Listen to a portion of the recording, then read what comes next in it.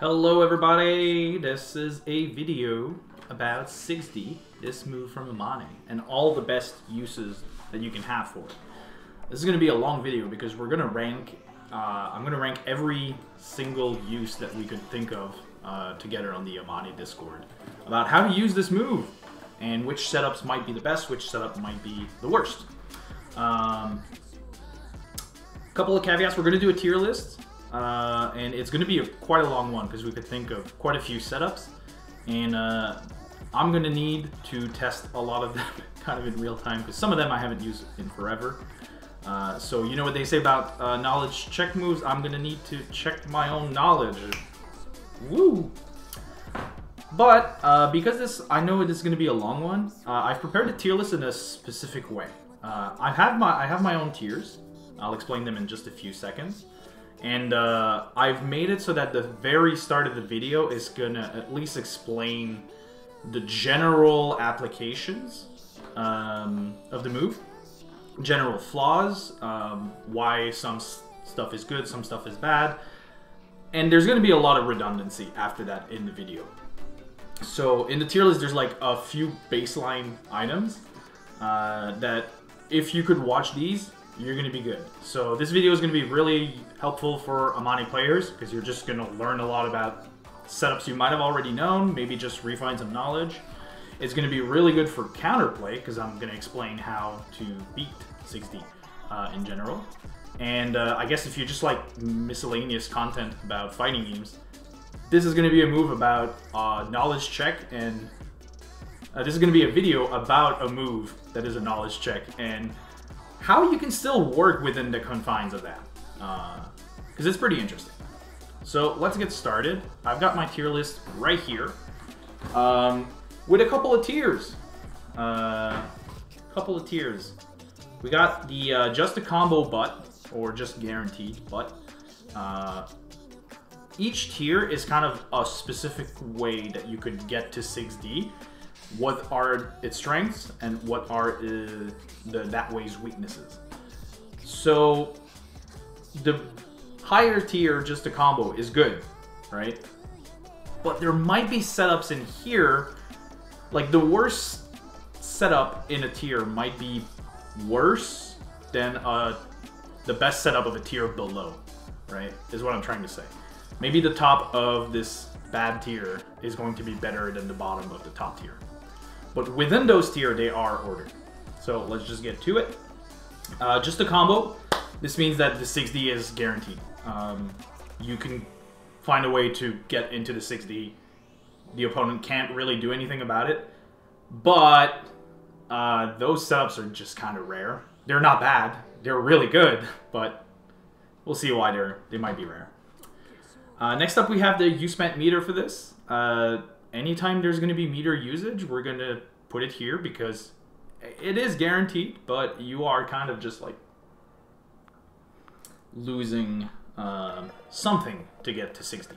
Losing maybe 50 meter, getting some meter penalty, which is kind of a downside because then you're losing your reversals, you're losing other stuff. Next up, we got the you're flipping a coin. Generally speaking, when you're using 6D, you have two outs. It's kind of a shitty 50-50, right? In the sense that there's a way to escape the 6D that then loses to another option. And we're going to cover that at some point. Meaning, you're usually gambling that your opponent may not know the answer or may be picking the wrong answer. And if you gamble wrong, it's more like you lose Oki or you lose something. We'll get there. And the last one is your opponent is asleep. Which just means the only reason this connects is because your opponent is not paying attention or doing something that they should be doing to a 40 frame moves in startup. Is it 40 frames? It might be 48. I'm not sure. It might have changed over time. So depending on which tier you are, there's some merits to using 6D. There's sometimes just like your opponent doesn't know. And if that happens, you generally go in the bottom tier. Before we evaluate every baseline for each of those tiers, I just want to talk about 6D briefly. So 6D is this move. It is a normal that drops a top drill on top of your opponent, and if it connects, you can hold this for quite a while, even into overheat, and it is generally the best way for Amane to get to drill level 3. There might be some other more, like you build drill over time, or you do pressure with drill, and eventually you get there. Or, you know, you go into overdrive, which also guarantees it. Very cool, but it costs you an overdrive to do that. So 6D is still useful, because it just like changes the complexion of a match once Amane gets drill level 3. Super scary on block, and on hit, you generally add like 1,000 to 2,000 damage. So, not a good thing to let Amane get this. But the thing about 6D is, A, it's really slow, and B, it's 40 frames startup, yeah. Well, that's A, actually. B is, if it does not connect with the opponent in the first few frames, it's just going to go into a forced recovery. So I'm holding D all the way here. It's just trying to chase the opponent a little bit, and then it's going into recovery. If you do it like this, it will also chase backwards, so it kind of like vacuum the opponent in. But like I could be too close for this to win, right? Not the biggest recovery, but just like this is what we establish 6D to be. There's a few ways to evade 6D. Well, I mean, if you're jumping, right, the 6D doesn't connect because it's not active until it touches the ground. It hits a little higher off the ground, so like if I try to like jump it'll catch the jump. But yeah, you can just jump to avoid it or backdash or something. Backdash might be a bad idea because like that thing will chase you. Another thing that you can do is just like activate overdrive on top of it, right? Because if you're completely invulnerable, 6D doesn't activate. Another thing that you could do, oops, wrong one. Oops. It's a little hard controlling both characters like this. Is if you have an invulnerable reversal that moves forward, you can just kind of beat it. Some characters have like specific options, like Tager has Sledge, Hakumen can kind of just parry them. I'm not going to cover the character specific stuff, I'm just going to talk to 6D as if you only have like the vanilla options. Meaning you have an overdrive, you have variable wake-ups, you have jumps, that's about it. Okay, so let's go to all the baselines. Let's start with the strongest one, just a combo. Now you'll notice here, I made the top one in this section, the baseline, which is not looking good for this tier. So, what is this? 5C has a neat property on counter hit that it will just combo into 6D. Neat! But you do need a standing hit. On jumps, that doesn't work. So like you need to snipe something that your opponent is doing, counter them with a pretty slow move, and then react to that to get the follow. Thankfully, the reaction is very friendly, and if you're doing 5C, you need to hit confirm how the opponent is being hit anyway, so this is very good for Amane. It's also meterless, and another thing that's pretty cool is this builds a lot of meter on its own, and since it's the start of the combo, it just does a lot, because you can RC and get like a big damage extension and everything like that. With overdrive, you also get the weird property that you can like overdrive into it, and then you can hold it for like a really long while. Heck, if you're already even like near level 3, right? You can hold this for like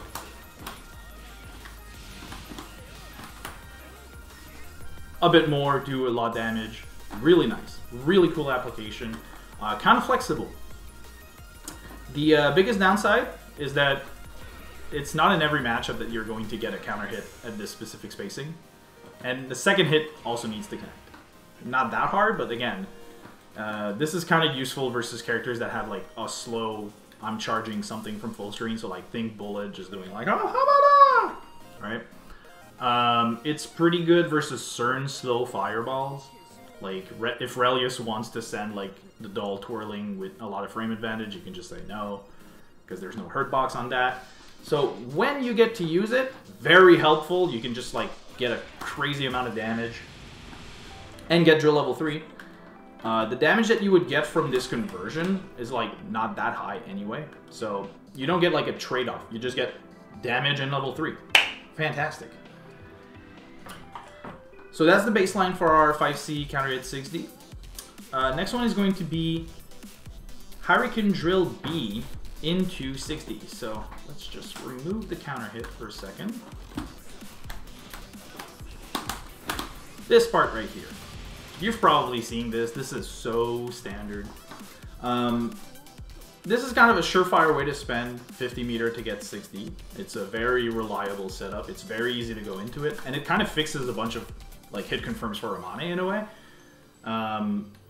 There's a couple of problems that I don't like with this. It's that normally when you reach this point in the combo, you could have done something else to do more damage, right? So something like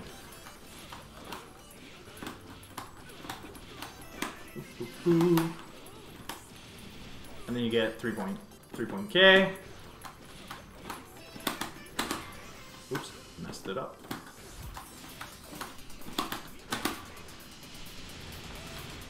You get the same damage. It's not that bad. There's just generally like you end the combo a little early to go into that, and then you get like slightly worse Oki. It's fine. It's just that sometimes you're gonna get like a really good starter, at which point the damage difference might be a little higher. I'm just generally under the impression that it's like, well, you're dropping your combo early to then do like maybe a bit more, and you get level 3, but okay, you know, you can do something else to like, I messed it up. You can do a bit more extensions. It's fine. It's fine. Although, I will say, I am generally not a fan of spending 50 meter to get 6D because, like I said, your Oki is marginally worse unless you're in the corner. And because of meter penalty, it's like, it costs more than 50 to do that because you don't get meter for the next few interactions. And Amane doesn't have a reversal besides having meter, so now you're like gambling that your 50 meter usage making your next hit having an extra 1,000 to 2,000 damage is a worthwhile use. Sometimes it will be. I just generally don't like it. But it's fine, because it's guaranteed. Another thing that might be a problem with this setup is it's like, you're doing this at a point where the opponent is able to burst again. Whenever you're hit confirming and you're like at the libs range, the opponent can't burst. So they will generally burst coming in to that, meaning if you mess it up, you spend 50, they burst, you lose 50, you don't gain 6D. Ah! Worst of both worlds, right? So that's our baseline. It's just very accessible. You frequently go into this from your combo routes. It's nice. Not super accessible in the corner. That's okay.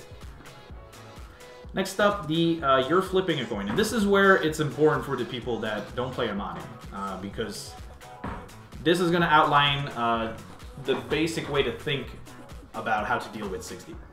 So Amane gets a standing hit. It's pretty poor damage, or you don't get like a big extension or anything like that. So your ender just regularly goes into the tornado, and from the tornado, you get a micro dash 6D to meaty, or because 6D whiffs when it can't connect with someone, if you just delay tech, the 6D hits the ground while you're teching up, and I can't do anything about that. So the answer for Amane is, you're holding down to tech, I get a guaranteed blue beat punish, and I get my full combo, right? On a lot of hits, this is going to take a confirm that goes from like 1.8k to maybe 2.8, so it generally adds 1,000 damage. And it's pretty good because you don't get a long combo from the situation unless like you manage to get the spacing for that and you're feeling comfortable with that hit confirm. So generally, like a lot of your hits are just going to be like, whoop, there we go, 1.2k, or minor extension, and then you can still get the extension, because the combo timer is still like really early on. So you get a lot of damage on this. It's nice. This is why it's the baseline for me. This basic setup is it's on one end, you are representing a meaty 60, which is cool. On the other end, you're representing 1 to 1.2 thousand damage, 1.2k damage, just for punishing someone for delaying their tech, right? So that's nice, but it does mean that like you're playing kind of a 50-50 if you're using default emergency tech and delayed tech. And I believe that if you fail on either of those, like let's say they emergency tech, right? And I press 1C, then like I think I recover, but I recover faster than you, but I don't really have frame advantage anymore. Like I can't, you know, get in. And if you tech versus, or if you delay tech versus this, right? Then like, again, you get up just marginally earlier than me, or roughly around the same time. So now it's ambiguous, no longer a like positive situation. So the reason why I named the tier "You're flipping a coin" is yes, this is going to work against people that know how to answer this if you guess right. But if you guess wrong, you just lose OK. While normally you just get something like this, right? You get like a save jump versus emergency tech, and if they whiff, you're still like completely plus frames in their face. So it's fine to gamble. You're gonna get it on some people. You should represent it so that your knockdown options are pretty good. But you're kind of gambling. You're kind of gambling that you are going to get a payoff for later in the round. Oh, and I didn't mention it. If 6D connects on you standing and you're blocking it, Amane is plus. Not a lot of normals to like make some tight pressure. I will sometimes like RC 6D on block just so I can force the low in case you want to up back, but Amane is plus from that situation.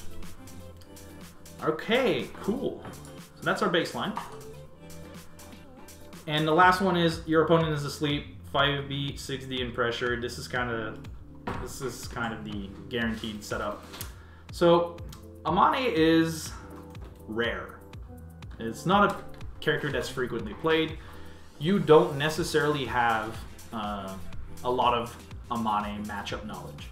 Meaning that even though this move is like 40 frames, which is, you know, slower than the purple throw and everything like that, you can still throw this in block strings and it'll work. You'll be rewarded for it because there's like 2 people that play this character. I'm exaggerating, but the idea is that you can sometimes just check whether or not your opponent is going to react to this, or if they're not jumping in block strings, you can just throw this out to kind of force them to act. But if you do so, you know, like one chicken block like this, and you get punished. So it is a gamble.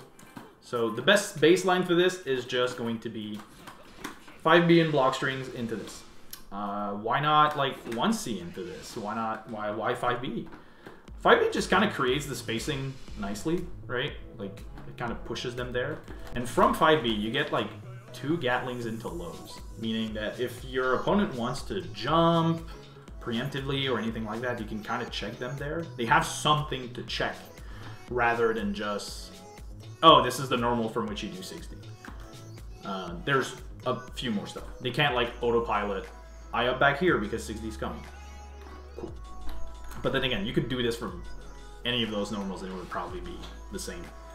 Another good thing from 5B, like if they counter assault and they're like pretty far from you and you push them into this, some counter assault won't reach and they'll just like get counter hit from 60, at which point Amane can just like dash up and do something. So pretty good. But again, if this lands on an opponent, you didn't outsmart them very hard. Like this was just the opponent didn't know they could jump, didn't think to react to this move, are not trained to react to this move, and that's probably why it worked.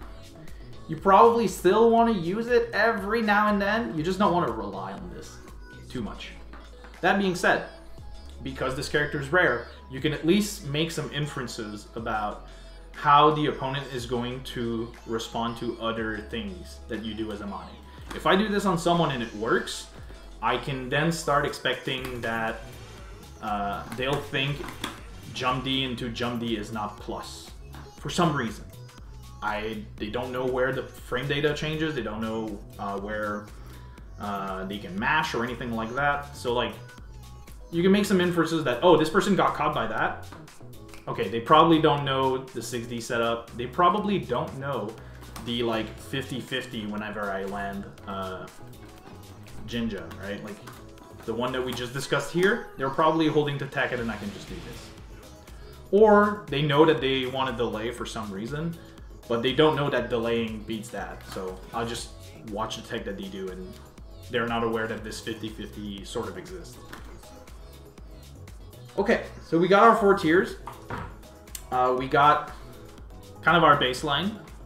And now I think I'm gonna go, how do I do this? I think I'm gonna go for the ones that are better than our baseline first and keep like the bad stuff for the end, right? The bad stuff. They kind of all gimmicky though. So let's go with, oh, I know actually what I'll do like one above, one below, because then you can start seeing what's a better or worse use of that, right? So let's go with just the combos, because there's not that many, and they're like pretty straightforward. Spacing 236D, AB, and J. Oh boy. Oh boy. This one is on paper really good. It's the one where you place a drill like this, right? I'll set the opponent to crouching, right? And then you place a drill. This is so difficult to space correctly. I don't even know that I could be like reliably creating this setup. I'll recognize it when it happens in game, but it is so difficult to just like get it for real. What happens is whenever there's a drill that is next to an opponent that's like crouching,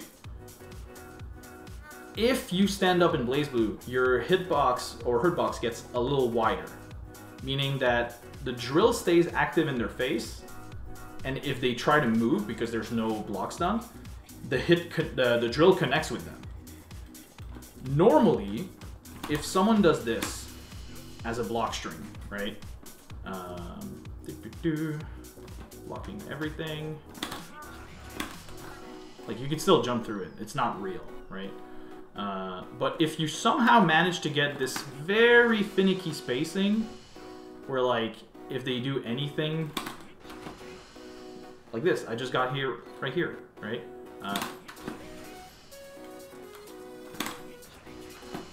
Like as soon as I block, as soon as I down back, like my hitbox gets wider.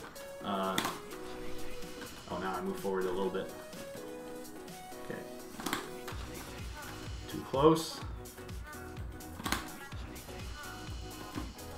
Point being, if you try to escape this, because you realize there's no block stun, sometimes it'll clip you. And Amane just gets a 60 from that, because unless you're willing to like input a super really fast without moving into the drill, which would be like really weird, you're kind of like in jail, right? It creates a fake imaginary block stun value to the ground drill, because any movement will connect with it, which is enough for 6D to land on your head and get that. It's really good. You're never going to create this in a match. So, you know, that's why it's like the second on the list. Like the other one was kind of guaranteed. This on paper, super fantastic, but I don't know that you can create this reliably without like even your opponent just connecting with the ground drill. Because like, let's say you think you have it, right? Let's say you think you have it, and then you just go for this, but the opponent blocked the drill on the first frame. Then they can just jump out and escape. So it's not real. Maybe they don't get a punish, but like, you're gonna create this in a match once a year, you know? That's why it's not higher. Jinja counter hits 6D. In theory, this should probably be above. I think it just creates like a bit of a difficult situation again, which is like, this on paper it's perfect, but are you getting those situations in matches? I'm not sure. Amane has a way to do like a last resort frame trap, can throw a tornado, and if it counter hits, it like launches super high. If you're ready, I think you can hit confirm this. Maybe not. Maybe not. Oh, see, I even had to hit it meaty, because the closer you are, the faster it disconnects. So I need to be like at a spacing where you could just like jump over this, right? Like if I do this and then control Ramna.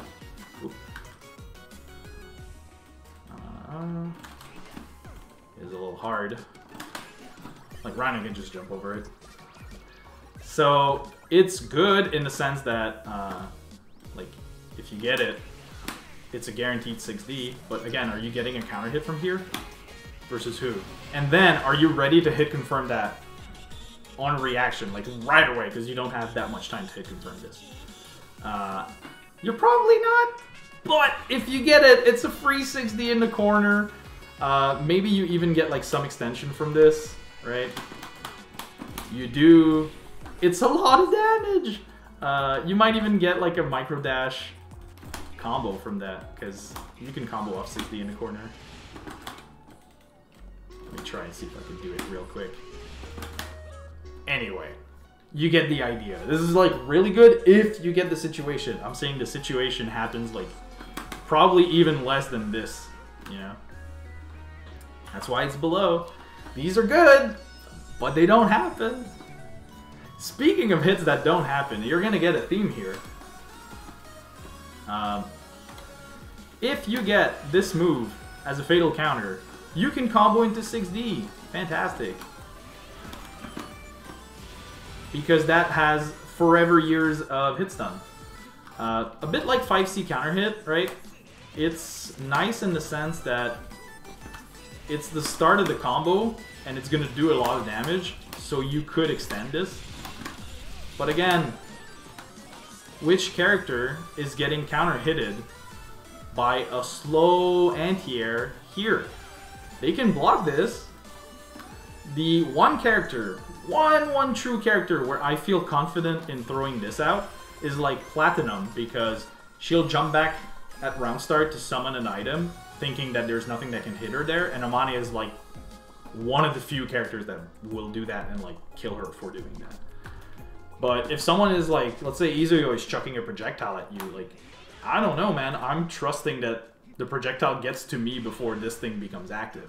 I could be wrong, but if this hit happens, it's great. Does it happen often? No. Does it happen more than 5C counter hit? Not that much. No, not really. It might happen more than Jinja counter hit, which we just saw in the corner.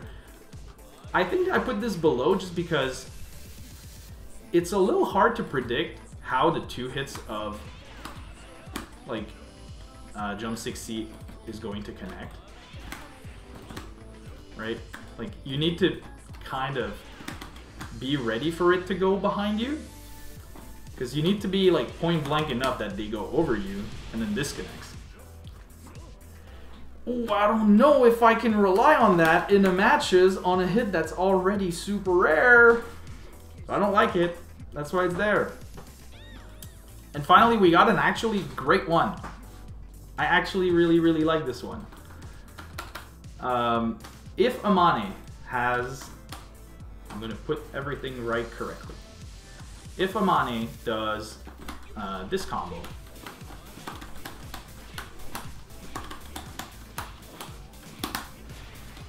the ground drill doesn't connect, and they can roll forward.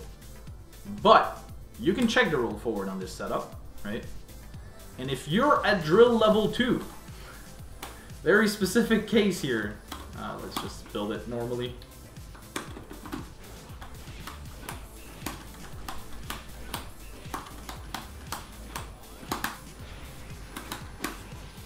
The drill remains active enough that you can kind of combo into that, or you can kind of buffer something that will go into that, or you can buffer like 2A, 5B hop forward.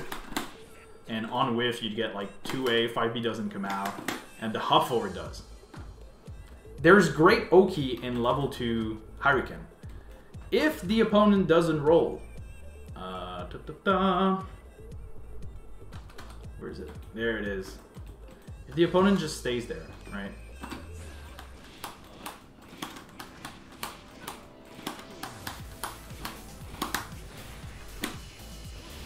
They kind of wake up next to the drill, and they can maybe get hit by it for a down backing or something like that. I think drill level 2 is like a little bit wider.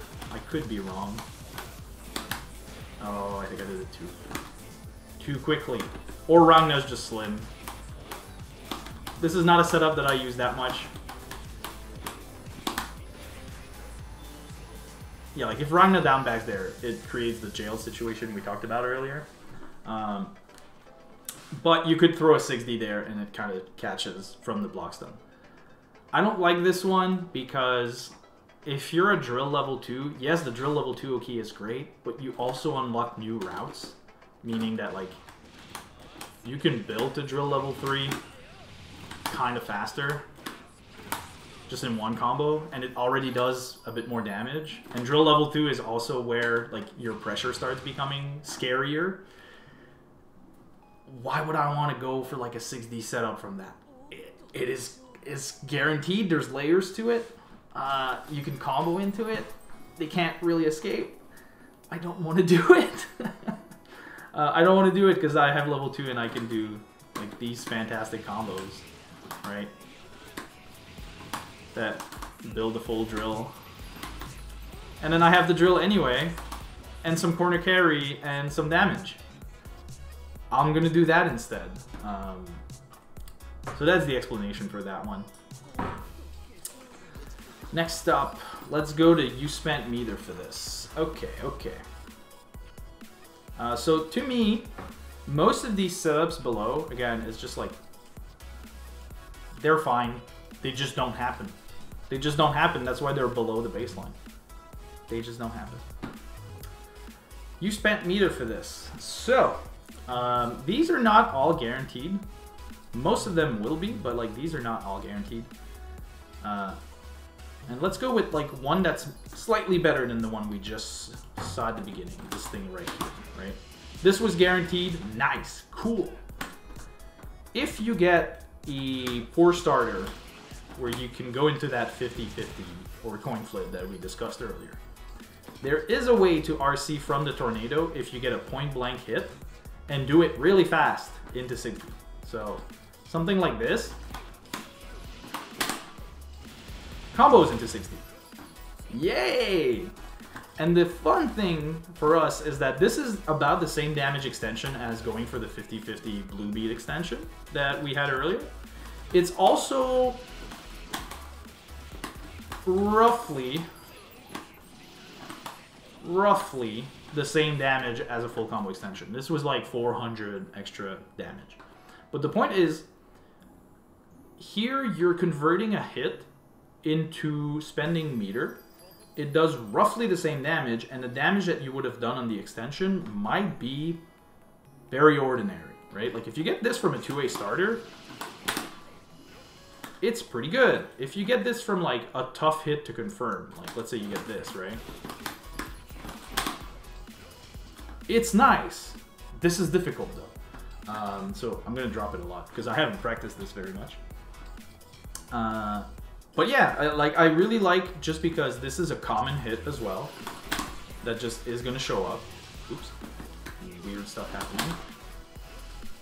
You do need to be point blank, which does make it a little difficult, but usually like a single hit of 5D is like brings you in, right? And again, you need to be extremely fast. Anyway, point being, this setup is good if you can manage to get it to combo. And here I think I'm still like too slow. Really difficult. But I like it. I like it a lot. It just takes a hit that wouldn't give you the corner, wouldn't give you anything else, and you just get a drill level 3, which is something more than what you would have gotten from the other setup. Like in the other setup, it was either you get the corner or you spend 50 meter to get the drill level 3. That's like a side grade. Now it's not really a side grade, it's just you wouldn't have gotten anything. Maybe you would have gotten the corner for 50, but at least in the other one it was like you get the corner for free, or here you spend 50 for level 3. Here it's like you get to pay 50 to choose. So the level 3 option to me feels more relevant. Now let's go with like a bad one. Let's go with Jump 236C. Whoa, what happened? RC60. This one is like actually difficult to set up, so bear with me.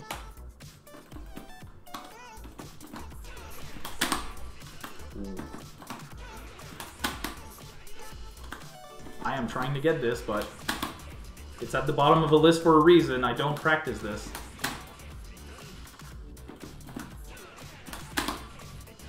There it is. Okay. The way this works is if you get the opponent lifted like above or at eye level with Amane, you get a bit more time off the knockdown because you're descending not above them, you're kind of descending like below them. So this allows you to get like a RC on the first hit and then just go into that. The thing is, you can do this from a lot of heights, and the timing at which you need to press 6D is pretty tight. It's not huge. You also need to get like the correct height combination, the RC on the first hit, and then you need to trust your link into 6D. That's at a variable height, by the way. If you mess it, oops,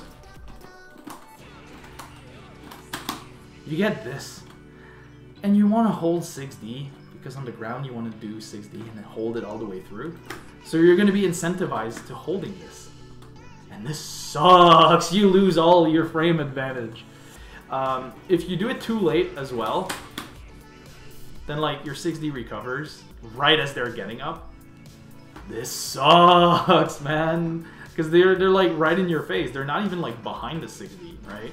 If they're here, then it's like it's maybe harder to punish, but if they're like point blank, they can just, Ragnar can just press 5B. This setup would be pretty good though, if you could master it in a combo, because you could, I believe, do the full combo, no restriction on damage. So you do something like, oops, or rather, I'm gonna do this.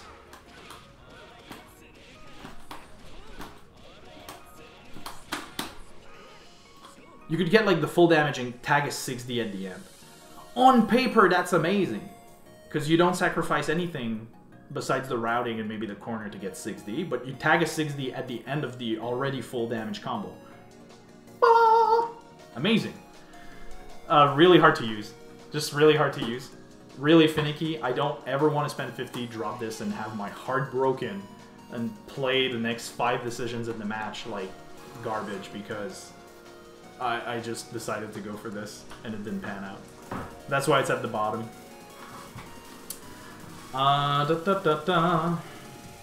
Next up, we've got not a combo this time. We've got 6C1, Crush Trigger 6D.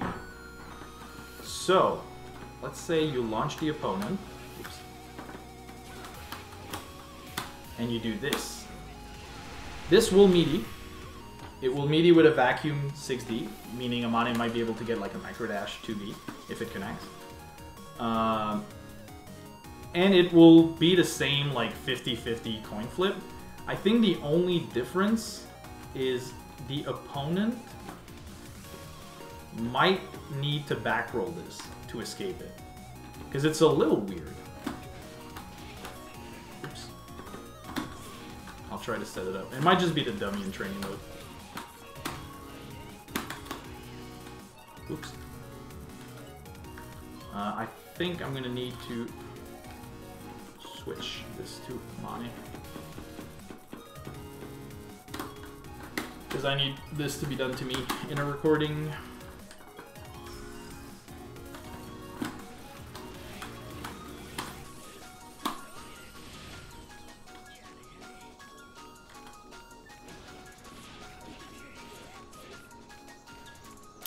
What happened?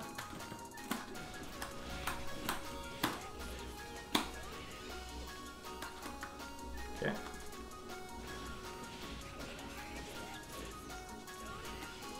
Okay, no. Any delay on this just kind of loses.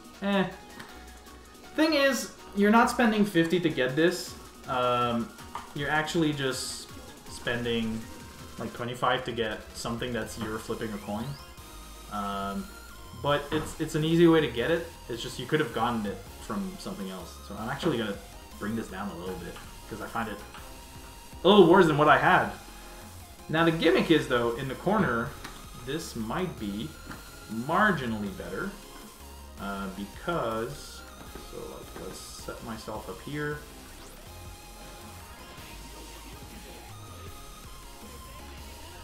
Or maybe not. Actually, yeah, no. I think the dummy in training mode has an issue, which is why I might have put it here.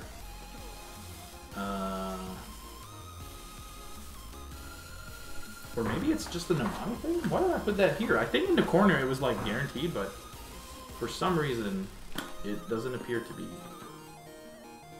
Let's bring this guy right here. Come over here.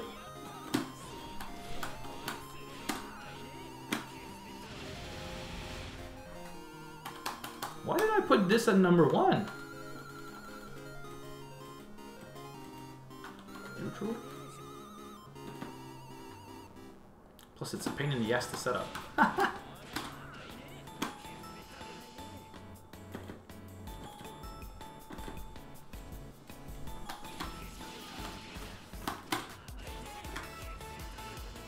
Okay, I don't know why this is at number 1. Ignore that this is even a thing. I don't know. It's kind of just like, okay, sorry about that. Next up, we got the options to spend 100 meter to go into 6D. There's two ways to do this. One is from your reversal super.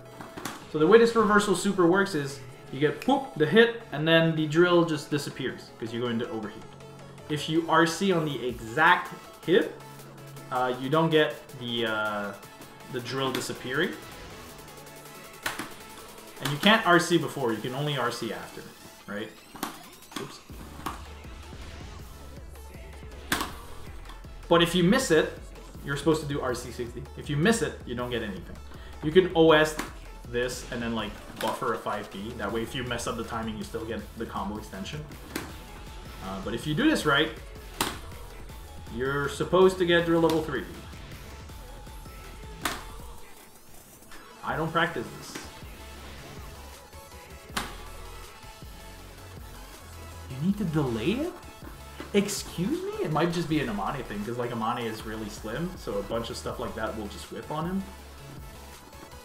But, ugh, that's bad. That's bad. I think some characters might be like a little harder to, a little easier to connect on, rather. My bad.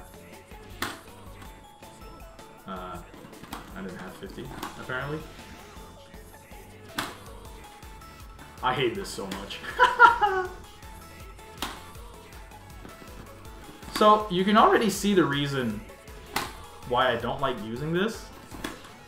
It's kind of a finicky link, right? Like, if you mess it, you spend 100 meter to get a combo extension. The combo extension is fine. This is not a good starter. It's fine. If it kills, it kills. It's worth using. This was terrible. But it's not like something you put regularly into your game plan. Although, if you're going to rely on this to connect 6D, you need to delay the 6D! Oh my god! Okay. You get the idea of the setup either way, right? We clearly all saw that 6D connected before they fell into it. On paper, this maybe is good, because you're in the corner and you're like, I have 100 meter, I'm gonna do my reversal. And then I'm gonna RC and get the corner and drill level 3. Let's go! In practice, I find that I rarely am at 100 meter. Sure, I'll have some games where like I'll gladly do this and RC on block if they block it, but I'd rather have that 50 for the next decision, because like I said, the Oki on 6D is okay at best. Like in the corner, sure, you can throw the tornado, but like even the tornado doesn't reach, so it doesn't guarantee me something, while that 50 meter could guarantee me something in a lot of scenarios. But I don't use it. My bad. Whew. I don't use it, so maybe I'm like missing something. Maybe it's actually good. My point is just, you know, if I'm gonna spend 50 or 100 for drill, like I'd just rather get something that's stable, that's gonna happen regularly, rather than just like rely on an all-in, I'm spending 100 meter, and if I miss it, I stay in overheat and I don't get drill level 3. It's like, it feels like it wins more. Which brings me to the next way to use 100 meters. So Amane has like 2 ways of cashing out for damage in the corner. One is going to be to do this super twice, and then like dash under, grab them with the hand, do the super again. This is fine, it's a lot of damage, you kind of stay in the corner there, but it's like a full cash out, I'm going to win, because yes, you're in the corner, but like Amane is literally in the corner and then you get no Oki. Great. Another way that Amane can cash out is like, you get a bunch of stuff, you go into your drill combos. Oops, I overheated.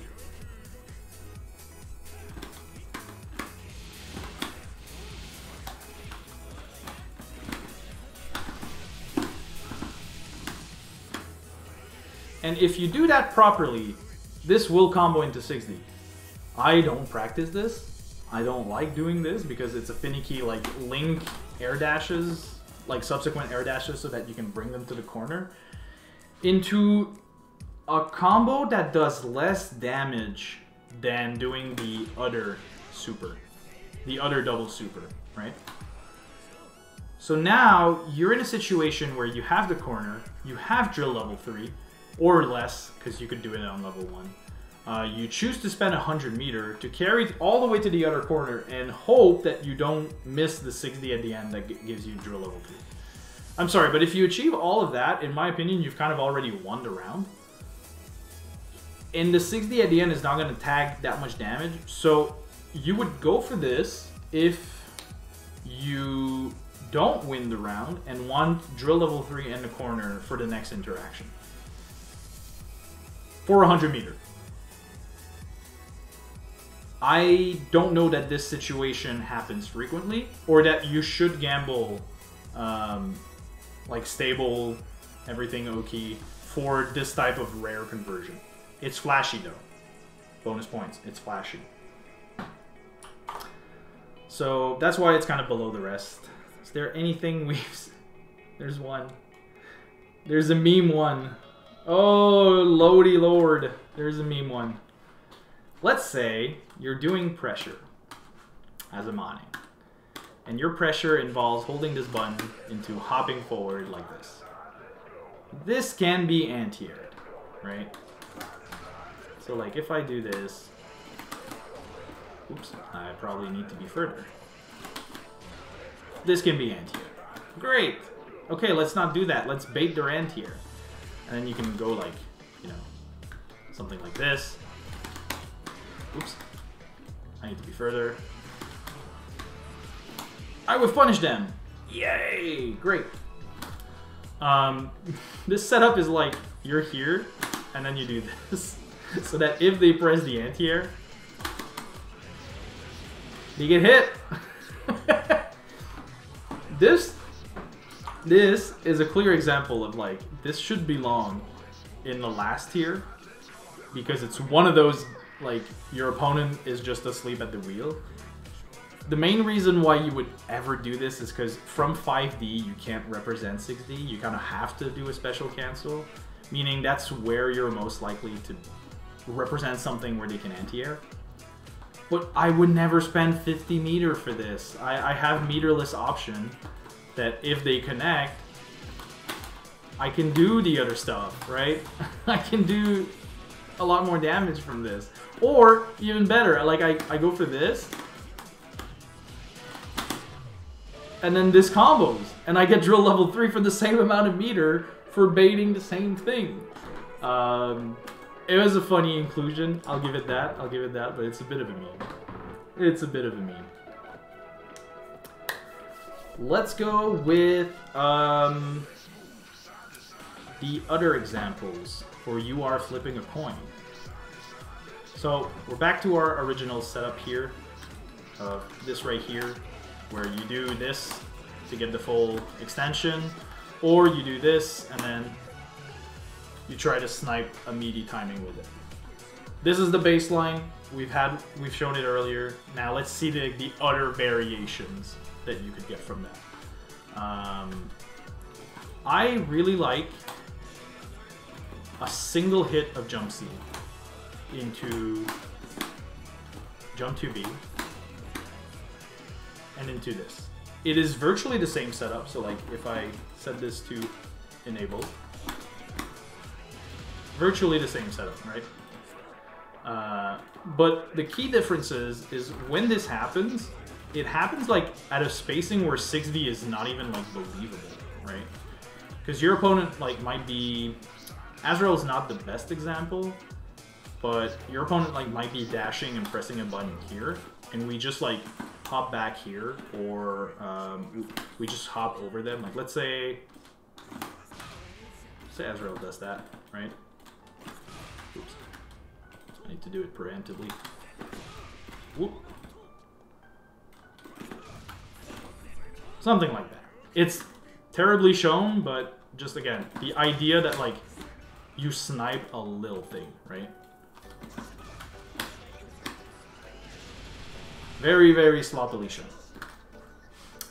Reason why I put it above is that yes, you can get an extension from this, but it is a bit finicky. Based on the height and everything, like, it is quite hard to get this. Quite hard. But it is possible. And you get, like, full damage. If you don't get that, I find that what's very realistic from a stray jump C is you're going to hop forward, right? And you're just going to try to go into knockdown straight. Because the height on the jump B might be awkward, which makes connecting to the ground like shaky. Or you go for something like this. It's just stable and you don't know how jump C is going to hit. Again, one thing when you're using the C limbs is you have to hit confirm whether it's going to be counter hit or something else. The thing with jump 2B is if you get a counter hit, right, it's very easy to confirm. So you can kind of just go like, jump 2C, do this. If it's blocked, it's good. If it's on regular hit, you get the 50-50. If you get a counter hit, you get the combo. Otherwise, you would need to like hit confirm based on the number of error options that you have. And so that might also be a thing that like just, you know, leads you to an early confirm, right? An early ender, my bad. Early combo ender. So because the hit confirm kind of branches into all sorts of uncomfortable high risk options, just being able to do this and have something great for like all counter hits and everything like that, big thumbs up. Big thumbs up. I like it a lot.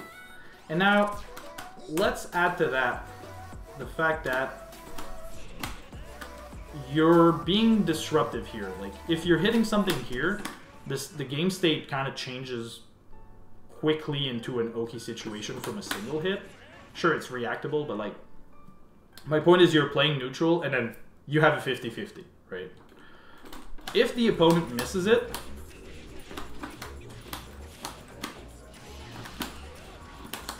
this is full damage on one of the options of 50-50.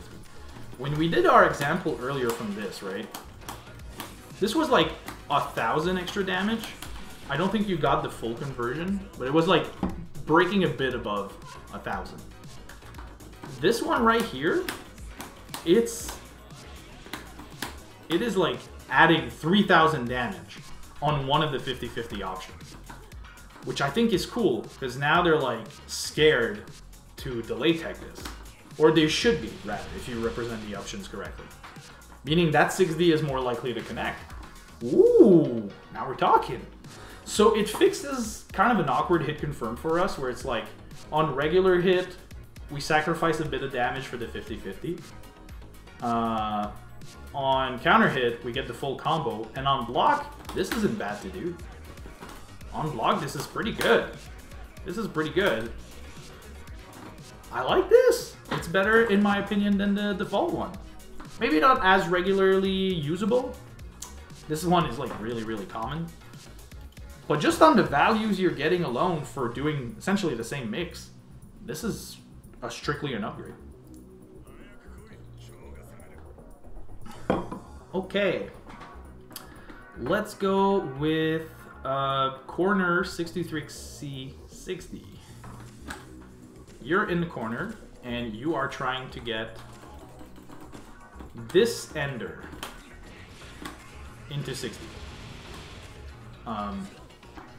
Same scenario, you know, this, if you get this into 60, cool, it meaties. Oh, this is one of those where it's like a bit weird. It meaties. If they delay tech, then like on paper you should be able to hit that.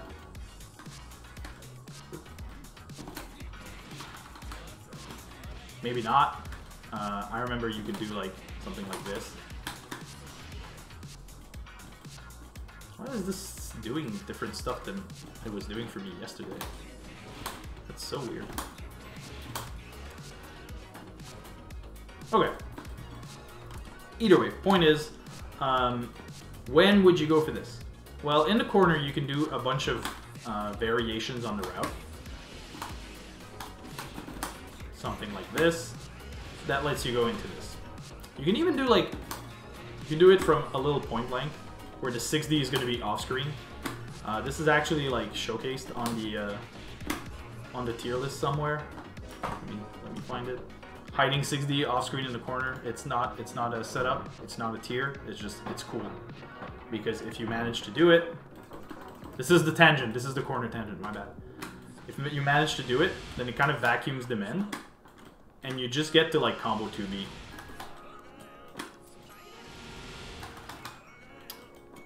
If you're good. Yay! Great! The reason why I don't like this one is it's kind of like the 50-50 is weird, even though in the corner it's like they can't back roll, they can't forward roll. You also have to sacrifice a bit of damage in the route, if I'm not mistaken. Like, you can't just go into this and still have the spacing for 60 while doing the full damage in the corner. So it's like, is it great? No, not really. I'm not a fan. Not compared to how prevalent the other options are. 6B air hit 60. I think this one's a bit of a meme. If you get an air hit 6B, you can represent this, which doesn't even look like a meaty, to be quite honest. And I think you can, yeah, if you don't do jump 2B, it's like faster, so. Okay. It is pretty similar to, oops, to what we had before, where like if you wait and they are not getting up,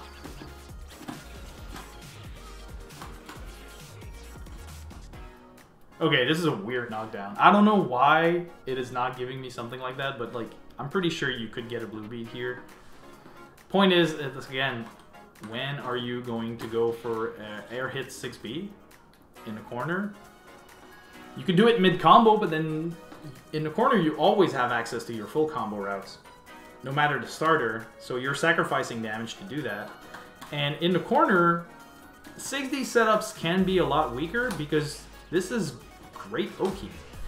If they delay tag, this will usually catch them on the specific knockdowns, like if you do something like this. it'll meaty for you in the late active frame, so you'll be actually pretty plus. And if they want to forward roll, it just catches it for you. So you have to compare using 6D to this kind of robusto key option that Amane has in the corner. And every time I think about that, I'm just like, no, I'd rather not. There's a chance that this was also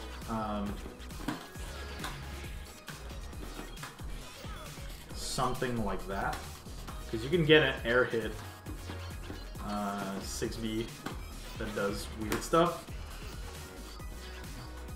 If you get Fatal 6B as a starter, you could go for a 6D setup instead of doing full combo. Not great. Not great. Next up, we got a... I'm keeping the best one for last, by the way. I'm keeping the best one for last. We got 6C1, 236D, 5B6D. This is the OG setup. So, boom. This is kind of similar to doing this thing right here, except it doesn't cost 50 meter, and you're kind of banking on your opponent to not tech the right way. The main appeal of doing something like this is you're checking the opponent at a point where they're thinking they're in a combo. So you're kind of like dropping the combo early to just be like, are you checking 6D right now, and did you guess right? Cool. Not great. The thing that's bad about this is if you were to like maximize what you get prior to this, you kind of exhaust the full combo and everything like that, but then you don't get like a good other option from the 50-50, right? Like, let's say the opponent doesn't tech here.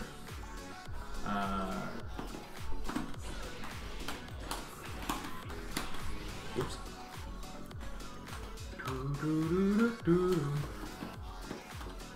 All right.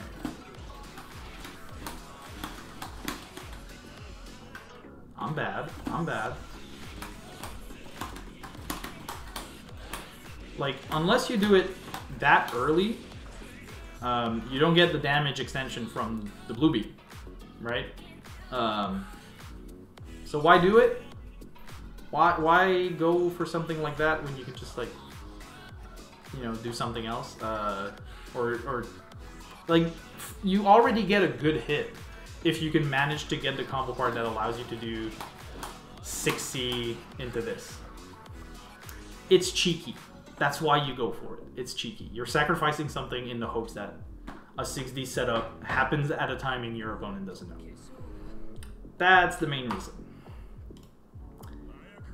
236DB, no RC, 6D. I should probably bump this one a bit higher, because, like, this is similar. If they, wait. Hold up. Is this the dummy acting weird again? Yeah, okay, this is the dummy acting weird again. I believe.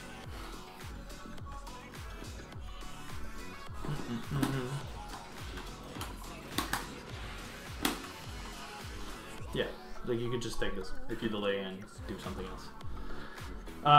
Why would you go for this? Well, earlier we kind of had the setup where, like, you exhaust, you know, you exhaust the combo on tech. Oops.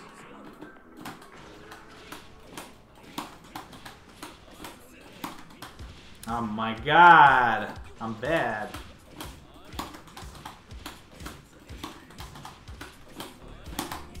And you can do, like, this fake out that kind of covers it or something like that. It's fine. It's fine. You can throw it. It's not that terrible. You do get an easier time, like, setting up a blue beat from this, because Amane is, like, going into full recovery as opposed from 5v this into that. It's fine. I should bump it just a little bit. In fact, I think both of these are gonna go right here. I think. 2C, 6D. 2C is like this little spinning animation. And the one big benefit from this, I think, is that it inverts what your opponent has to do. Right?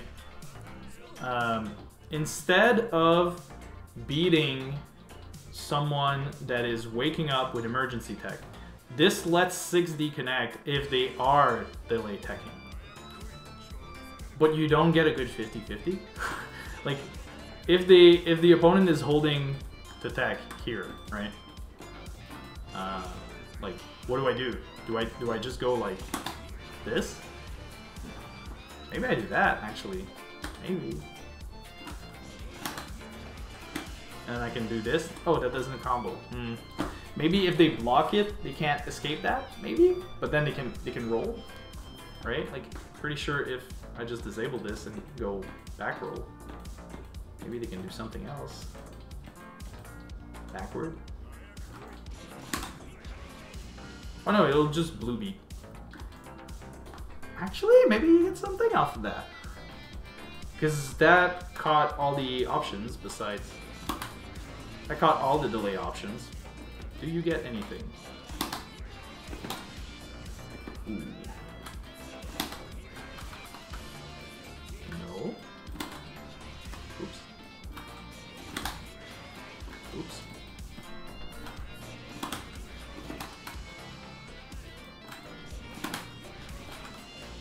No. No.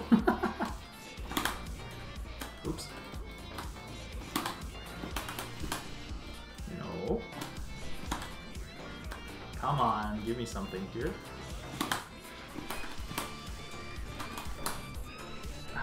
Well, you get that, but it costs 50.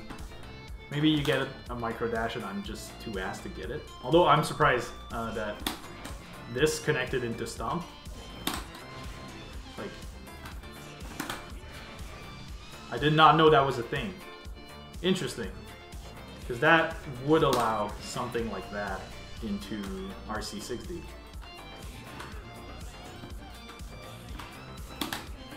Let me try to showcase it, because I'm learning something right now. Yeah, I didn't know that. Damn! Interesting. Back to the setup, though. We'll actually wait. We'll add it. We'll add it right here. We'll add it right here. I think it's going to be below the other one because it was really hard to get. 5C, 2C, 2360, B, RC, 60. We just invented one. Unbelievable. I did not expect that. Okay, cool. So going back to here, it does invert what the opponent has to do to get out of the 60 here. But does it really like create something else, right? Like, let's see. Emergency roll is disabled. If I go, yeah, you could get a full extension from that. The reason why I don't like it though is, you know, earlier I said like, oh, this is great because the hit confirm is hard and doing jump 2B kind of lets you confirm both counter hit or anything like that. This is a lot more stable if you get it as a hit. And you can only get this like if you're sniping something, right? So, in my opinion, this is a lot easier to hit confirm into full damage. A lot easier, because you don't have to deal with the variable height. You just have to deal with like your own reactions.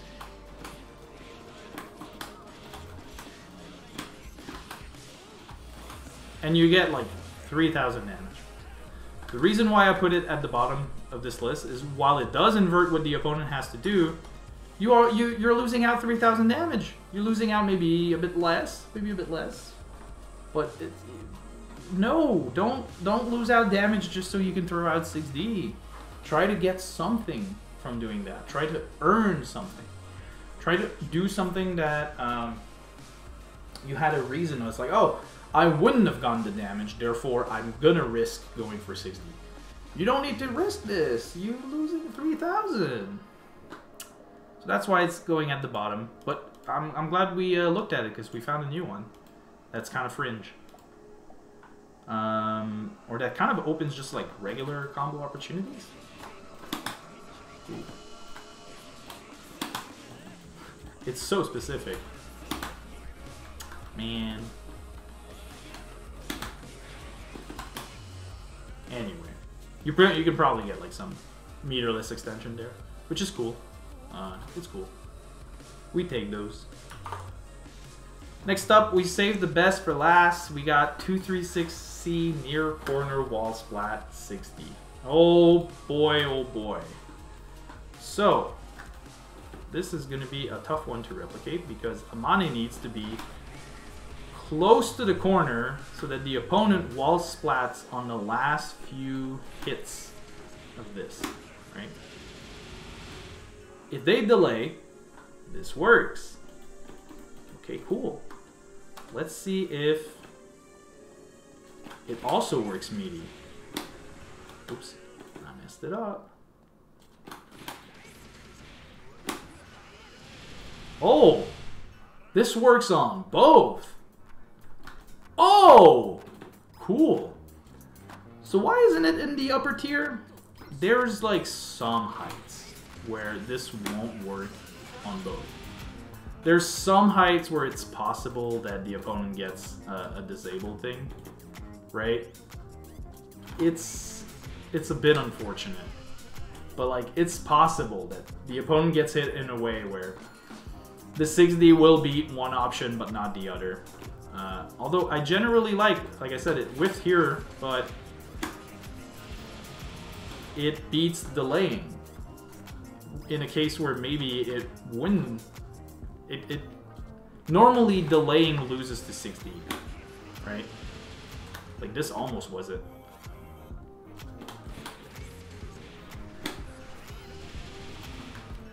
It's actually really hard to get the spacing at which it fails on one of the two options. Ay, ay, ay, ay, ay. I won't be too finicky with it. The point is, like, in some fringe scenarios, maybe because you missed the link or something like that, it doesn't work on both. But it kind of inverts it a little more easily, I find. Meaning that the opponent needs to emergency tag to make 6D whiff more often than the opposite. Either way, it kind of works on both. I'm just putting it a tier below because sometimes it's escapable. And these are all probably like delayed emergency tech escapable, I would assume. I've never tested that, but like it's a little hard to test. And again, we're kind of just trying to go for the basics here. But I would assume that if you just like delay normal wake up timing by 8 frames, then this is like forced to go into recovery. Although it stays active for a little bit, so it might beat some of these. I don't care. You're equipped to deal with that yourself. So how do you get this? Well, you can't get the wall splat from here, right? If you get the wall splat near the corner, you get a regular combo and 6D wouldn't connect. So it needs to be like organically near the corner that you get the wall splat. This is a bit unfortunate. But you get like even combo extensions from it. So really, like if you have the grounded to air hit weirdly enough that allows you to go for like close to corner. Let me see if I can try to. Like there's a few ways that you could set this up. Specifically, you can even do something like this, where like it'll turn around for you. There's a lot of ways to create this situation. It is just like your awareness of how close you are to the corner and whether or not you can arrange a route to finish into this. Can guarantee a 60. The other great thing is it'll usually happen at the end of a combo, right? Like that would have been your combo right there. Might as well just throw the 6D. It's guaranteed. Cool. So I really like this one. It's probably my favorite one. It's hard to escape. Beats kind of both options. Sometimes. But it's a little hard to create. And now we get to the real meme stuff. Real meme stuff. And by the way, if I had to like make each one ordered in like in a regular tier list, this would probably be near the top along with like 5C counter hit 60. This is really good. Okay. Let's go to this one right here. So last tier is you trying to catch your opponent not paying attention to 60. And that's hard. That's not going to be guaranteed. Let's start with corner 214C or stuff into 5B, juggle into 60. Cool. Keep in mind our baseline is just doing this, right? In the block string. Fantastic. So, you get some confirmed into that. You space it so that the 6B comes out, and then it kind of comes off as a meaty. The thing that makes this a little more variable is that if you get like lighter starter, right, and you exhaust this fully, and you get like 2 hits of 6D, they will tech in the air. If your opponent is delaying to catch, to let the 6D not connect, have the 6D go into forced recovery, and then they get up and they can act. Well, if they're delay teching on this opportunity for them to air tech, right? We clearly saw Azrael tech in the air there. If they delay tech, then they hit the lockout period, at which they can no longer tech for like 20 frames? I think it's 18 plus 8. I don't remember the specific number. And if you manage to do that, they can no longer tech, and the 6D will connect on a delay tech. Woo! We got gimmicks on gimmicks. So let's have the dummy not tech on the ground and not tech in the air. Fully not teching, right? Let's exhaust the combo timer. Oop, I think I messed it up. Because you really need to like give them the opportunity to get out.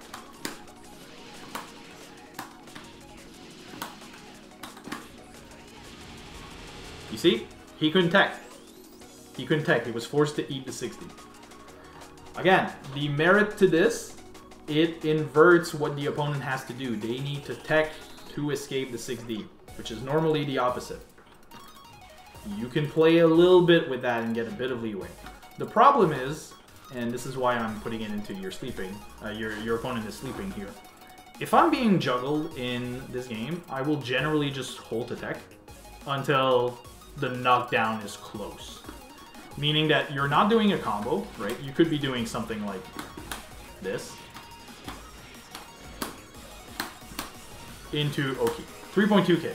Now you're kind of like doing this weird sloppy combo where you kind of organically create the situation where you're dropping your own damage to get a 6D attempt. Okay. Well, if the opponent is just like air teching forward, right? Oops. I'm under a level 3.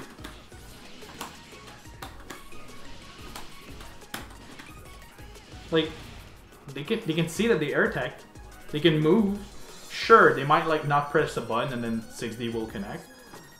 But this means that on the 50-50, your opponent is going to get a punish. Right? Because they're air teching and then they can press a button, see the situation.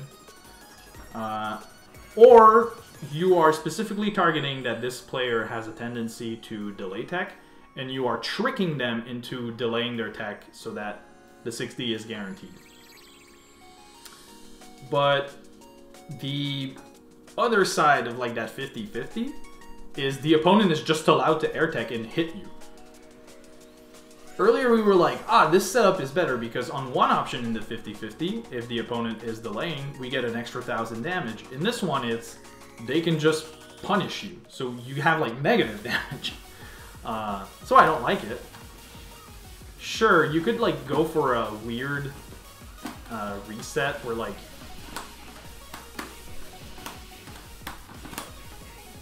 you time so that the hand grabs them, but that's a little hard to do. And if I'm not mistaken, you can like back tech and double jump to evade that. I could be wrong. I'm not even going to test it because in the case where you're like, I'm going to read that this opponent is holding forward to tech on this setup, and I'm going to enforce this 50-50, they could just be delay teching and then you whiff this and you lose your Oki. So it's just a very high risk setup with the same reward or worse as usual. Not a fan. I am not a fan. You could make a case that like because it's high reward, it's worth using. You could make a case that because an opponent could be trained into delaying tech to beat 6D, that this will work. Sure. Am I going to use it frequently? No. No, I won't. I won't. I will not. So that's why it's there. Now we got corner Oki, standard corner Oki into Jinja or this. So let's say you get, we're gonna go with this one right here, disable all of these. And this is, you get a knockdown, you go for something like this. Let's go for blocking, right? Now they kind of have to respect this, right? Because they can't jump on wake up. And as you do that, you just throw a 6D on top of them. So like, boo boo boo boo boo, and now you're forced to eat that. Cool. I would probably benefit from having Amane do this to me, so I can fully demo the way that this would work. Oops. Let's go here, and then, oops.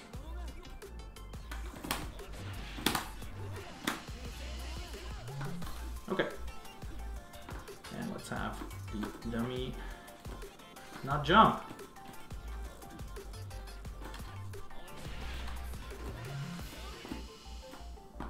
You can still escape it. You're just banking on the fact that you forced plus frames onto your opponent, right? Or the other way to do this knockdown is you'd be like, oops. The other way to do this knockdown would be like,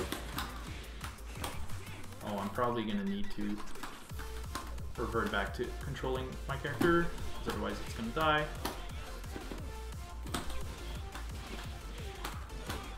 You do the standard knockdown, you throw this out, and then you connect into this, right? Similar thing, you could just jump it. But because you're doing your standard Oki, where you would have plus frames to represent something, the opponent's not gonna press a button. They're gonna kind of sit there and let you start your pressure, unless, you know, they're doing a reversal or something like that, or they're chicken blocking. But like if they're chicken blocking, you're 6D whiffs. It's only good because it's only good because your opponent has an incentive to stay there for the next hit because you're a plus. It's not good. You can still escape it. You're trying to squeeze one out of them that they could escape. You're trying to knowledge check your opponent. This one's kind of a funny meme. We're going to the worst one first, and then we'll finish with the better ones because they have some interesting things to them. So 5D, fatal counter, 236DD, 6D. What a meme. What a meme. On fatal, this produces a stagger hit that you need to hold attack to escape. Meaning that if the opponent is not doing that, then they're gonna get stuck in like an animation for longer and crumple. There's not that many hits that do that, but you do need like a fatal counter, and your opponent not knowing that they need to hold to tech here, and not knowing that they can escape this on top of that. Because if they're holding to tech and then waiting in place, they're still gonna get clapped by the 60. But the thing is, like, that's not even a combo, right? There's a lot of time here where the opponent could just like have that done to them, and you know, just escape. Oops. Like, just escape, you know? But it is a gimmick. Like, does your opponent know that you are doing fatal into 6D? Do they know that they need to hold attack and then jump? Maybe not. Maybe you could get that by them. Why do I not like it then? Like, it's a knowledge check. Oh, they need to know this specific situation. This is a good starter. You get the full combo here. You get the full combo here. You lose 3.1k just so you can gimmick your opponent once. And if you wanted to get like a drill level 3 combo here, you could do it. It just costs 50. So, I don't like it. I don't like it. It's a funny meme. I don't like it. It's not good. The next one was I think it was the last one we added to the list because we were looking for extra stuff to add in. It was just like, okay, what can we add? So we just saw that Amane's Oki sometimes will be doing this in the corner, right? There are like 2 reversal supers in the game that can beat this. Otherwise, it's kind of safe to reversal. Amane is one of them. So you can get up with this and get out of there. Every character kind of has to bait this super from Amane because it's a very fast reversal option. It's side switches in the corner. Even like his Exceed Axle allow him to do that, just weirdly enough. But it is a reversal option that they have to think about. So like, let's say you're playing the Amane mirror and the other Amane player knows that they can't throw the tornado because you have 50, and now they want to respect your wake up super. You're gonna wake up with 60! Got him! You sure showed the other Amane that you know the mirror match. If it's me baiting a reversal from someone, I'm not like down backing for 40 frames. You know what I mean? I'm like down backing for maybe 10, and then I'm like fuzzy jumping or pressing a button. This is funny, but you're like, this is contingent on A, the opponent not reacting to the 40 frame moves and just escaping, and B, giving you respect over your reversal for a full second. They need to be like, he can still reverse, they can still reversal. I'm still reversal. Funny joke though. Giga Brain, if you land this in the match, just like 5D chest. Woo! Amazing. Next stop, we got 6A anti-air 5B60. So, why is this above the other one? Because they're both like, they're both a 5B 6D setup, right? Like, they're both something like that. I think I'm just gonna get another character than Amane here, because Amane jumps really floaty and it's weird. So, someone is jumping, they're baiting that you're doing an anti-air, or at least they're reacting that you haven't committed to anything, so they're just gonna jump block. And then you get this. This is nice, because you can eat a lot of barrier from them just for doing this, right? And there's like a few other guaranteed options that they have to take from that, because if they're trying to chicken block, it does that. Or you get like a few extra frame advantage because they have to land, so you can kind of hop forward and then they have less time to anti-air that, right? It's kind of nice. Well, they're also barriering, so it's putting them like really far away from you. Meaning that, let's have this dummy, Relius, just doing this, right? And now he's gonna jump at us, right? Oops. And he's like, oh, I'm blocking from the air, this is gonna be like a tighter block string for me to escape, I'm just gonna sit down there. Okay. You could do that, but then this happens to you, right? This happens to you. And we saw that the dummy jumping just allows the Relius to escape, so they can escape anyway. It's just, they have a marginal bigger reason than block 5D to not jump immediately after. But because because this gives you like a little bit of extra frame advantage, I would argue that it's just better to get the pressure from that. It's just, you get like a marginally better 60 setup than a 5B block string. So let me see if I can just like try to anti-air as Relius, because he has a good one. Do this. Okay. So now. Oh, the other thing that can happen. The other thing that can happen is the opponent. Oh, that's unfortunate. The opponent, if they let go of bear, they get hit. So like, let's say you try to do this, then like the 6D doesn't really work. If you're in the corner, it might be like a little bit better, but like, you know, it's a bit of a meme. It's a bit of the other setup that we already saw that was kind of had like issues. So that's a big downside with this, but versus a certain player, they're gonna block this all the way through if they're familiar enough with the number of hits that can happen here, that you can get by with doing like a 6D. And let's try to have Relius block for a bit longer. Oops. Oops. Okay. That should be a bit better.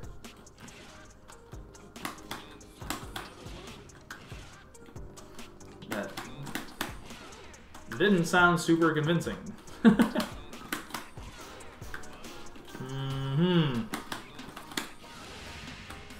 Okay. Fringe, a bit of an interaction, but you can kind of stuff their anti-air there a little bit. Sometimes if you get them high enough. Or they might not be thinking of it because they're now like in a different situation jumping in at you. They're going to be in a situation next that they have to anti-air and be ready to anti-air. Anyway, my point being, there might be a reason for the opponent to chill here for just a second because they blocked your anti-air. Slightly better than like one of the worst options that we have, even though it's maybe something you need to represent. Who knows?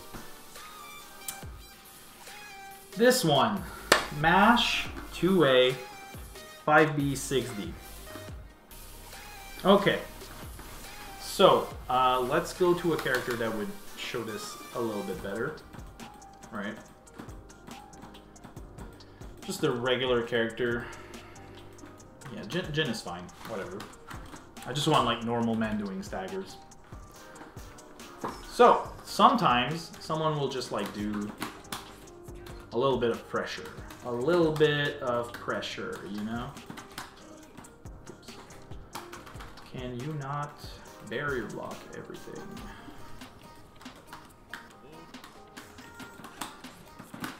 Something like that, right? This gen is like, I'm gonna try to do my pressure and get a few jab resets. This is not exemplary of how you would do pressure, but just like, let's say they give you a match point where you can do 2A, right? That's it. That's the setup. That's the setup. Is they're doing pressure on you, and then you mash. And then you go right away into that. Why is this better than this, right? I said earlier that like, hey, you could have gone like a full damage here. Like you could have gone for this. Well, this is not that much damage. Maybe let's try to maximize it, right? Oops. Oops.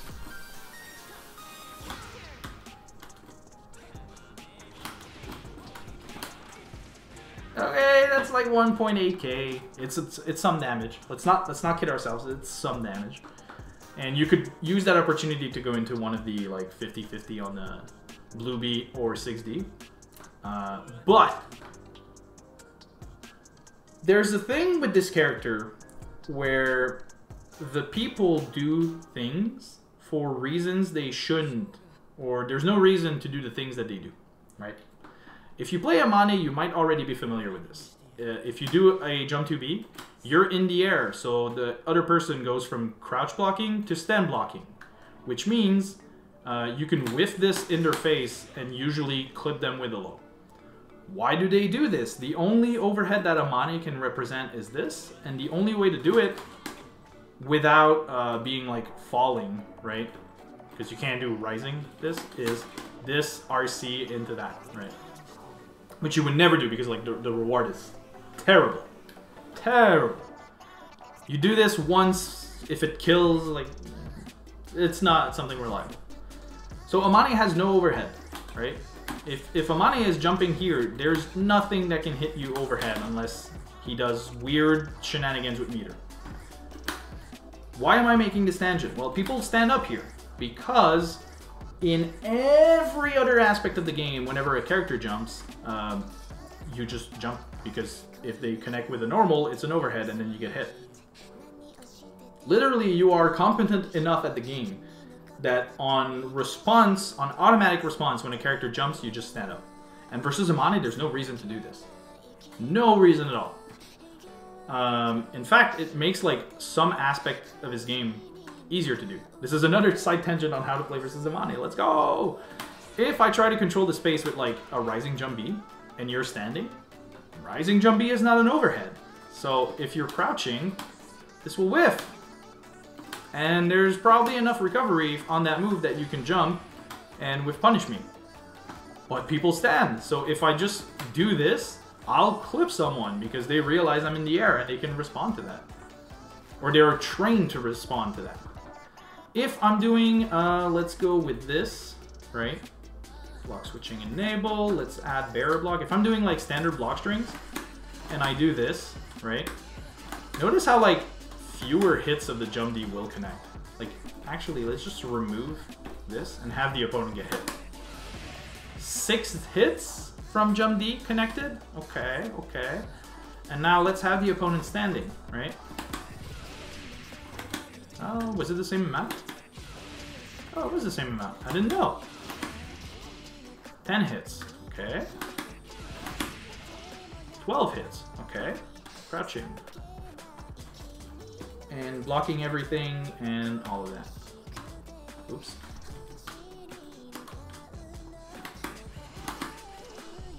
You'll notice that, like, because they were crouching, the jump D had a bit of a harder time connecting. Right? Because I'm kind of hopping over them. And I need to be spaced a little better for that to happen. You'll also notice that, like, it's a bit hard to see. But if I'm, like, point blank, the jump D isn't connecting like as early as it could, maybe in some situations, because you're not taller, you know? But people will stand up because you're in the air. Even though crouching versus jump D just literally makes my life harder.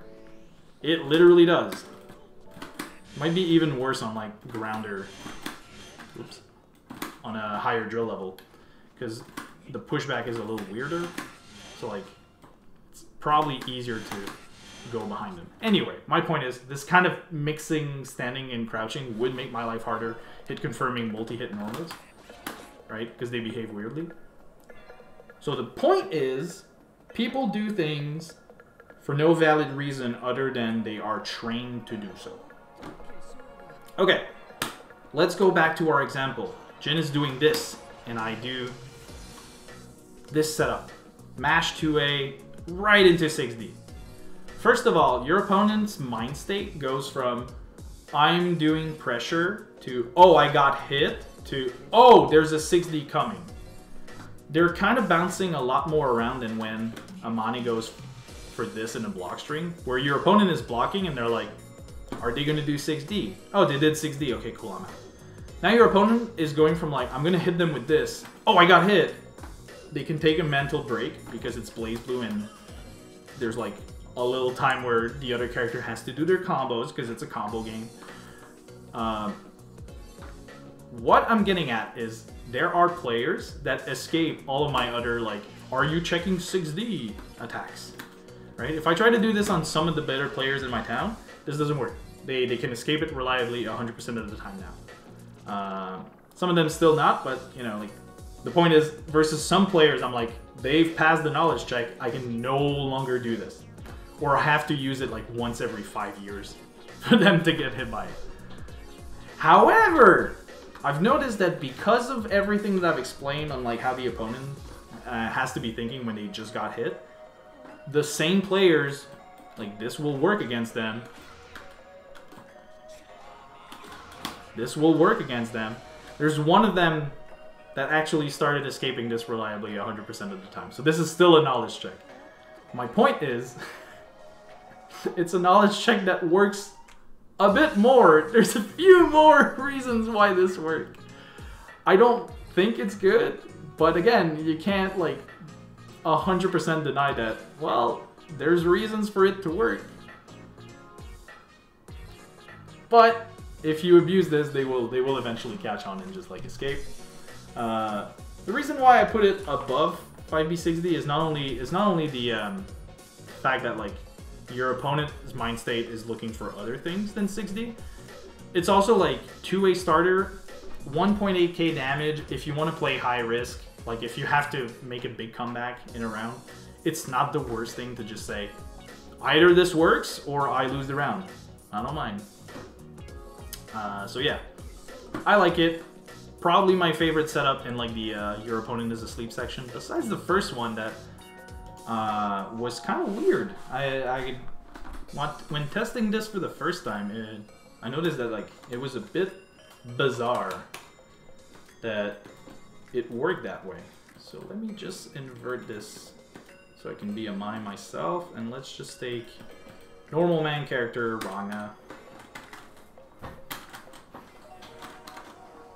So, remember earlier when I said that 5D Fatal was like a stagger hit, and that you needed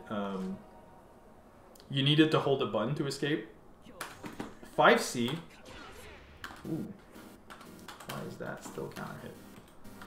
5C also works that way. You can see like Ragna's kind of staying there for a little bit, and then he's escaping, right? 5C kind of works that way as well. So, if you get hit by it and you don't tech, oops, I'll just increase my life, because otherwise this is going to happen quite a bit and you can't reset. It's annoying. Okay. So like if I don't tech, this will connect Blue B. Cool. Okay. If I tech, this can still hit me. Okay. Can I super jump this? Maybe not. So at first I would expect that like you can always jump this, and maybe you can like super jump with some character, right? Maybe. But I'm like holding to tech and holding up here. Maybe if I hold a back, but you'll still block it, right? You're still like forced to block it. Okay, maybe if I manage to get the super jump. It did jump a bit higher and I did instant block, so maybe like I could have gotten out of this, but I don't know, at some spacing, this looks like it's almost guaranteed. And I say guaranteed, but like, you know. Oops. It is tough to time an overdrive, huh? I say it's guaranteed, but like you can still escape this, right? But it is like a different tier of knowledge checks. It's like a little better, you know, than the other options that we've had, because it works versus both the other stuff. Okay, cool. I kind of like this. It's not perfect though. Like, you know, if you're not right under 6D, then you can actually act. So like if I take one step forward, I can jump and punish Amane here. If I take like one step back, then the second hit of 5C doesn't connect. So it's a little hard to get the correct spacing for that to work. I'm pretty sure you can also just like super. Yeah. Not perfect, not perfect, but a little harder for your opponent to know like, oh, I need to tech and then move right away. And a little more true than like 5D Fatal, where you could just jump. So, you know, a little bit better than all the other gimmick setups. It's worth saying, with every other like gimmick setup like that, if your opponent is reacting too late, it does produce the same scenario that's happening on this one, where like I'm holding the tech and holding jump, and then I get hit. And as the Amane player, this is like RC into 5,000 damage. If your opponent is like late to reacting to 6D. Like, let's go back to my other setup where I was doing this on a mash, right? And your opponent realizes too late, oh shit, it's 6D. They might try to jump out because that's the answer. The meterless answer at least. And then they get clipped by it. That's a very likely scenario. We always take those. But yeah, I think this is probably like the best of the fake setup. Because sometimes, from what I've seen, it just appears guaranteed.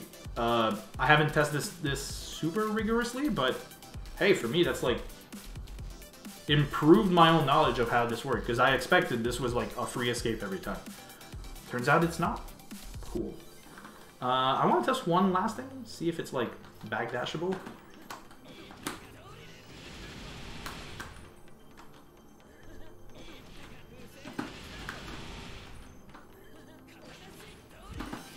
Nope.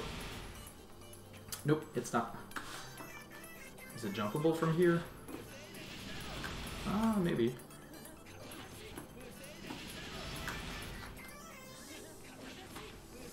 I still can't believe this like connects, you know. But yeah, this video was long, huh? Oh my god! But we got through it. If you're watching this, well, thanks for watching everything. As far as the tier list is concerned, everything that's in here, I'll leave this document up in the description of the video. If you found it helpful, thank you. Thank you. I'm glad that I could provide something in that regards. If you have other 6D setups that were not listed here, please do share. Do share, and I'll make the correction to add them. And if this was helpful to play versus Amane, let me know as well. You know, I'm glad I can help. But that was it for this video. Thank you guys. Bye bye.